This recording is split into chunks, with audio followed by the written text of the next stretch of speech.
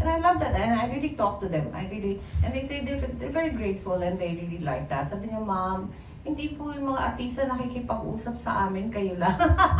But I thoroughly enjoy it eh. Pero na pag mga private yung question, ay, niligawan po ba kayo ni ganito ha? Sino nanligaw yun na tinanong? Ayoko na sagutin. Kaibigan ko yung mga asawa, no? Meron po ba kayong mga gusto makatrabahong artista?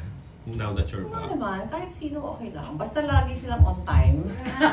Ayaw ko talaga ng mga late, okay? Mga nararanasan ko nung araw. Meron pa rin. 4 o'clock, oh my God, take note talaga. Yun doon ako nagwawala. Okay, pagdating, hindi naman nagwawala, pero talagang medyo ano ako doon.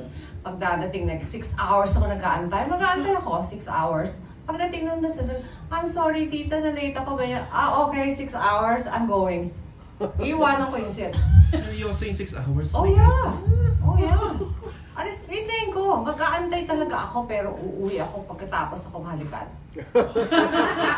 So in that sense, mataray ako. Because my God, sa akin kasi turo sa akin ni Lido, mauna ka. Kaya pag tinawag ang call ko, like 8 o'clock, 7, natataranta kahit ang Star Cinema, yung mga staff ko, nandito na po si Miss Hilda. Nakaupo ako sa bonbon chair, naka-makeup na ako, naka-rollers na ako, no? Yung mga late, ayoko lang ng late, okay? Tsaka pag gumagawa na ako ng eksena na mahirap like iyakan, kung pwede, take 1 lang tayo kung maaari. Maaari lang naman.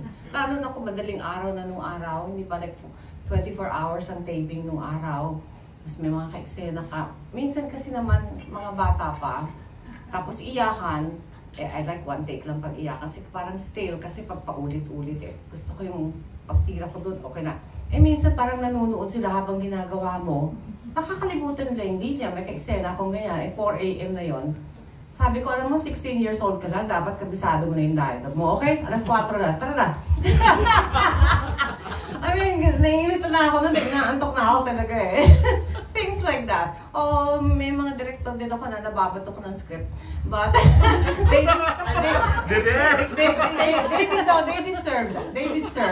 deserve it. Meron talaga ako iniiwan ng mga director na like? I cannot mention. Yung iba kasi, they're trying to get you in bed. So, pag hindi pag ayaw mo, pinaparusahan ka. Oh my God. Ay, pag gano'n, ang babato na ako ng script. Tapos merong isa naman na masaya kami sa eksena kasi napuyat kami, nag-disco kami, etc. Tapos kinabukasan, ready naman kami, memoryado namin yung aming lines. We're ready, like perfect. Wala na makeup, on time, etc. Parang naaasar yung director sa'yo, bakit tawa kayo ng tawa? I go, alam mo, kabisado ko naman yung dialogue ko. So anong problema mo? Ay, nagsusunod na ganyan. Ayun ang script mo, bumaba ako, malis ako ng set. Isang linggo, hindi na ako makausap.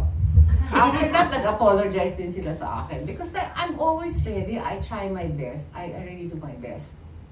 At ayoko talaga ng mga late, okay? Yun lang talaga ayoko. Marami akong mapapatawad, pero yung mga late, hindi ko kaya. Ma'am, nasa showbiz pa po ba yung nagpahintay sa inyo ng 6 hours? Andiyan pa ba siya?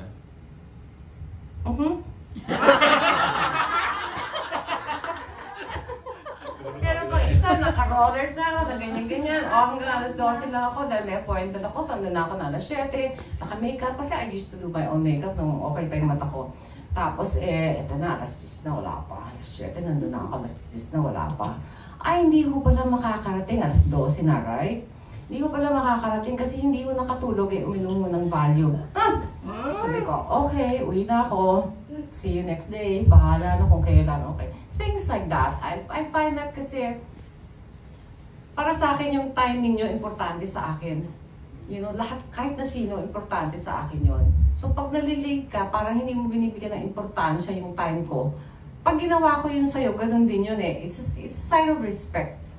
Pag nalate ako, malate lang ako ng 5 minutes, you know, tinuturo yun sa akin ni Lino Broca nung araw eh. Pati mga crew ko, mga ganyan. Kahit may lagdat, pagtatrabahuin ako noon kasi hindi mababayaran yung aking mga crew, yung staff and all that. We were taught all of this, you know, na yung aming ethics, work ethic namin is really, really important. Kahit na, ang importante sa akin yung pinakamababa eh. Yung mga tauhan ko. Meron ako isang shooting, meron akong taping actually na bulok yung kanin na pinakain nila sa aking mga crew. Yung nagwawala ako pag ganun. Ayoko ng ganun. You know, kailangan yung mga crew ko inaalagaan din. I don't like that eh. Doon ako sa mga maliliit na tao eh. Hindi importante sa akin yung nasa itaas, pero yung mga maliliit, yung mga tauhan ko, importante sa akin yun. They have to be treated well. Kasi baba na mga sweldo niya especially nung araw.